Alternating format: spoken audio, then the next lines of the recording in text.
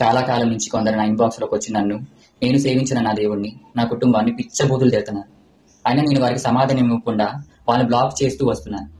అయినా సరే ఇప్పటికీ నన్ను నా ఇన్బాక్స్ లోకి వచ్చి బూతులు మెసేజ్ పెడుతున్నాను. నా ఐడికి ఎన్ని రిపోర్ట్లు కొట్టారంటే ఆఖరికి ఇన్స్టాగ్రామ్ వాడు నాకు వ్యూస్ కూడా ఇవ్వడం ఆపేశాడు. వాళ్ళ ముఖ్య ఉద్దేశం ఏంటంటే నేను వాళ్ళు చేసే తాటాకు చెప్పులకు భయపడిపోయి నా సువార్త నేను ఆఫ్ చేసేస్తాను అని. మరి నేను ఇప్పుడు సమాధానం చెప్పాల్సిన సమయం వచ్చింది.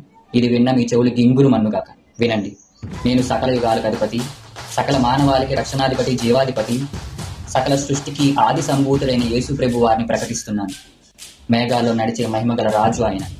గలం ఎత్తగానే భూమి కంపించే గొంతు ఆయనది. ఆయన చూపే గాలిని వణికిస్తుంది, అగ్నిని భంగిస్తుంది. రాక్షసాలు ఆయన పేరు వినగానే బిక్కుబిక్కుమంటాయి. శిలోను ఓడించిన శూరుడు, చావును జయించిన వీరుడు, పొడుముపై ఒక్కడే ఉన్నాడు రక్తంతో రాజ్యాన్ని గెలిచినవాడు, నక్షత్రాలను చేతిలో పట్టుకొని కాలాన్ని అడుగులో మోపినవాడు. ఆయన మాటలకు సముద్రం మౌనమవుతుంది, గాలులు నిలబడతాయి, దెయ్యాలు దూరమవుతాయి, వ్యాధులు పారిపోతాయి, చీకట్లు నాశనమవుతాయి.